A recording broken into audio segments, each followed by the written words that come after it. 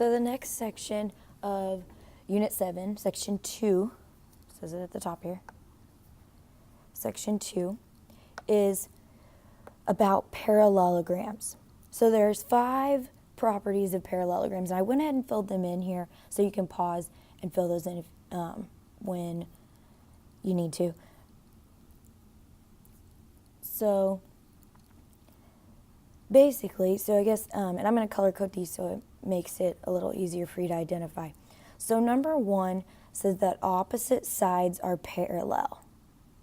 So what that means is, on this parallelogram here, this side is parallel to this side, and this side is parallel to this side. Okay. The second is that opposite sides are congruent also.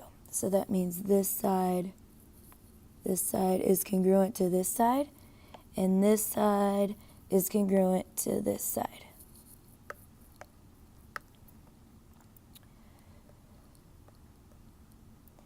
And the next property is that opposite angles are congruent. So what that means is this angle is congruent to this angle, and then this angle is congruent to this angle, because they're opposite each other. They're directly across.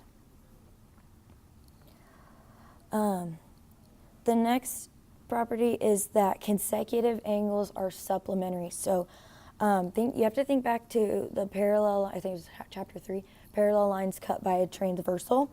And remember, consecutive angles are, let me draw my parallel lines cut by a transversal here. Consecutive angles are the ones that are on the same side of the transversal, and they add up to 180 degrees. That's what it means for them to be supplementary. So what that means is this angle and this angle add up to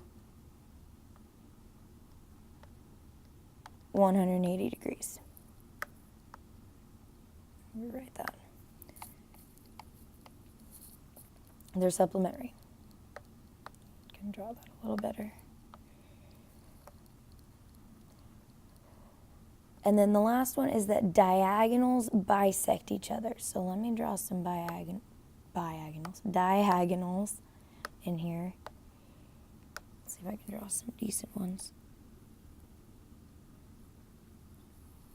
Oh, that wasn't too bad.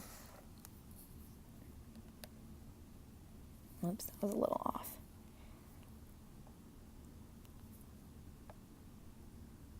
There we go, that's better. So if those are my diagonals, that means they bisect each other. So remember, when a line bisects another line, it cuts it directly in half. So when it cuts it directly in half, that means that the pieces that it cuts it into are congruent. So this one is congruent to this one, and this one is congruent to this one. So I color-coded those so that hopefully you'll be able to see when, and I'll try and use the same colors when we're doing some practice. Okay, so we need to use these properties to find the missing measures on this parallelogram. So given that AB is 15 degrees and BC is 8, and then this angle D, or ADC, is 68 degrees, I need to find ADDC and then the measure of all the rest of the angles. So the first one is AD. So let me use a different color. I'm going to use yellow. So AD right here. Okay, that is opposite of BC. So when it is opposite angles that are congruent, right? Opposite angles are congruent. That means these two are congruent. So that means that AD is equal to 8. Then we need to find DC. Okay? Well, DC is congruent to AB. Therefore, DC is is also 15. Okay. Now we have to look at angles. So to find the measure of angle A, remember that angle A and angle D are consecutive. They're consecutive angles. So that means to find angle A, I need to take 180 minus 68, which gives me 112. So the measure of angle A is 112 degrees. Okay. Now, the measure of angle B that we're trying to find next, remember opposite angles are congruent. So that means since D and B are opposite, if D is 68 degrees, B is also 68 degrees. Okay. And then the measure of angle C. Again, since A and C are opposite angles, that means the measure of angle A is congruent to the measure of angle C. So since we found that the measure of angle A was 112 degrees, that means the measure of angle C is also 112 degrees. So you're looking at what pieces of information you're given, and you're using your properties of parallelograms, and you're trying to figure out these missing pieces here. Find the missing measurements. Okay, so let's look at number 3. So they give us this piece here, RT is 30. So I'm going to mark RT in a different color.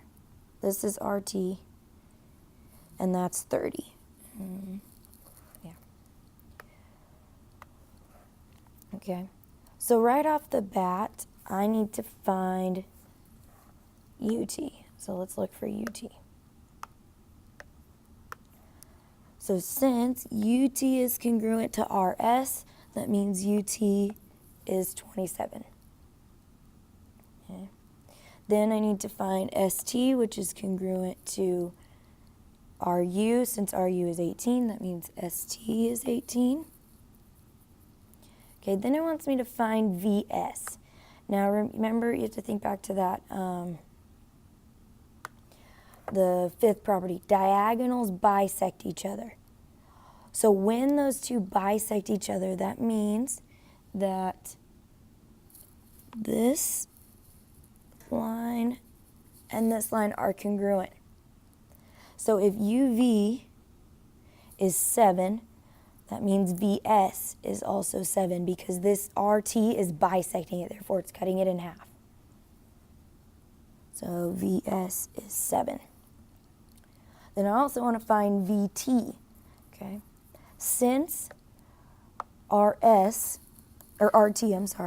was 30, that means when I cut this, or when I look at this, SU bisects RT, making these two lines congruent. If RT is 30, I know that then both of these are 15 because that bisector splits those directly in half. So I take 30 divided by 2, and that means that RV is 15 and VT is also 15. So VT is 15. Okay. Let's look at, we'll go ahead and look at number 4. We'll skip number 2. We'll look at number 4. All right, so I'm going to be dealing with all angles here. So I know I'm going to need properties 3, 4, and maybe 5. Okay. So I'm going to first go through and kind of just mark through what I know. So remember, opposite angles are congruent. So that means this whole thing is congruent to this whole thing. So CFE is congruent to CDE. And then this one is congruent to this one as well. So FCD is congruent to FED. Okay. I also know that because of property 4, the consecutive angles are congruent. So that means CFG is congruent to EDG. Oops, erase that line I didn't want to erase.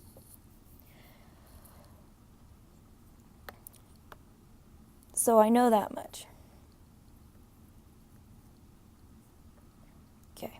I also know that then this one here, CEF is congruent to this one here. Okay. So there's some more things I know too, but let's just start with this. So I need to find the measure of DEC. So I need to find the measure of this angle here. Trying to find the measure of DEC. So unfortunately, I only know half of it, or not half, but I only know a part of it. I know that one part of it's 71. But if you notice down here, I know that the measure of FED is 134. Okay? Since these two angles are adjacent, remember they are going to add up to the total of this angle. So I need to take, let's see, the measure of angle DEC is going to equal 134 minus 71, which gives me 63 degrees. So that means this angle right here is 63 degrees. Okay. Now it wants me to find the measure of angle CDE. So CDE. So this whole thing right here. Okay. Well, we know that that one is congruent to this one over here. So we need to figure out what both of the, or how we can find out the whole angle there. So the measure of angle CDE is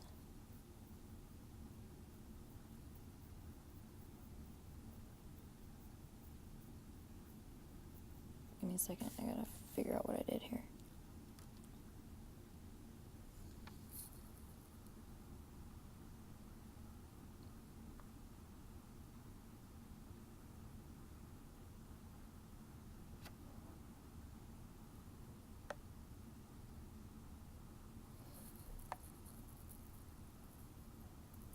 I don't remember how I found that one.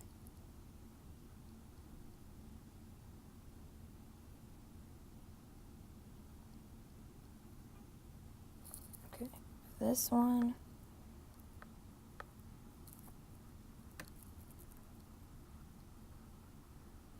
Okay, I'm going to come back to that one. We'll look at that one in class because I can't remember how I found that one. I don't know what I'm doing. So I'm going to start that. We'll come back to that one. Sorry. Okay, let's look for the measure of angle ECD. So ECD. Okay, we know that one is congruent to this one down here, which we know is 71 degrees. Then I need DFE. So I need to find this one here.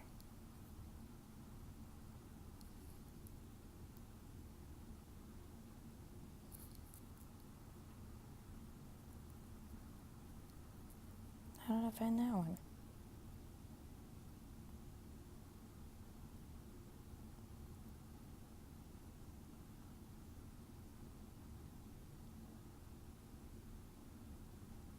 I don't remember. I'll come back to that one too. I gotta look that up. Sorry. I was trying not to make this video too long, but so I'll come back to those. We'll look at those in class because I don't remember what I did. It's been a long day. Okay. So 5 and 6 are kind of putting everything from 1 through 4 together. So see if you can't do those ones on your own.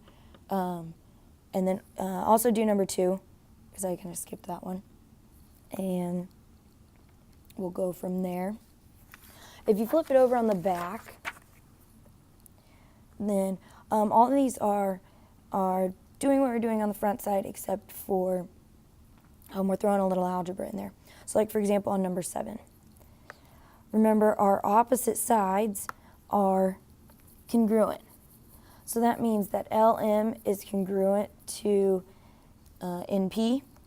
So if I set those equal to each other, I'm trying to solve for x. I can set those equal to each other and solve for x. Let's see, if I subtract 5x, 4x minus 25 equals 7 plus 25. 4x equals 32. Divide by 4, divide by 4. So then x equals 8. So all you're doing is paying attention to what your rules or what your properties of parallelograms are and using that to try and set up an algebraic equation to find what x is, or find what's given. Pay attention to what it's asking you to find. Like on number 8, it wants you to find the measure of yz. So you can't just find x, you need to find x though to find yz.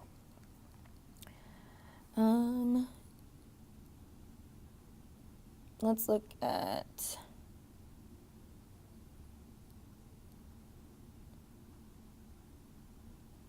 we'll look at number 9. So TV equals 74. If WV, I'm doing a different color, WV equals 4x plus 1, we need to solve for x. So since this is a diagonal and SU is bisecting it, that means this is congruent to this. TW is congruent to V or WV. So that means that WV is also 4x plus 1.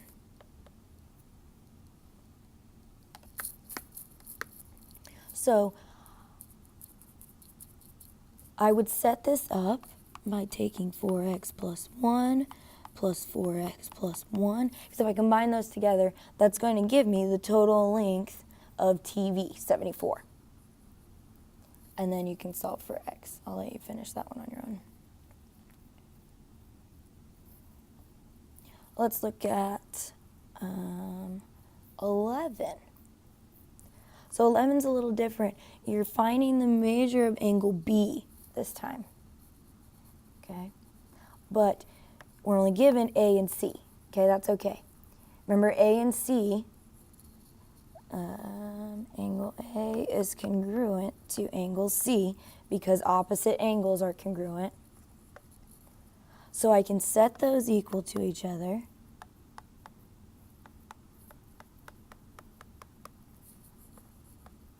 If I set those equal to each other, that allows me to find what x is. Then, since B and A are supplementary because they're consecutive angles, A plus B is going to equal 180 degrees. So you can plug whatever you find out for x, plug into angle A, the equation for angle A, then use that to try and find angle B.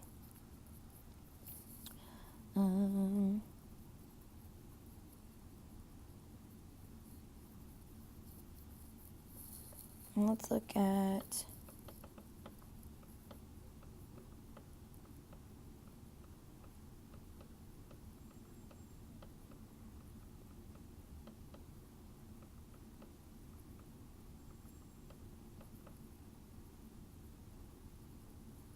I'll look at 13. That was a little tricky. Okay, we're given that the measure of angle KLH, hang on, my pen disconnected.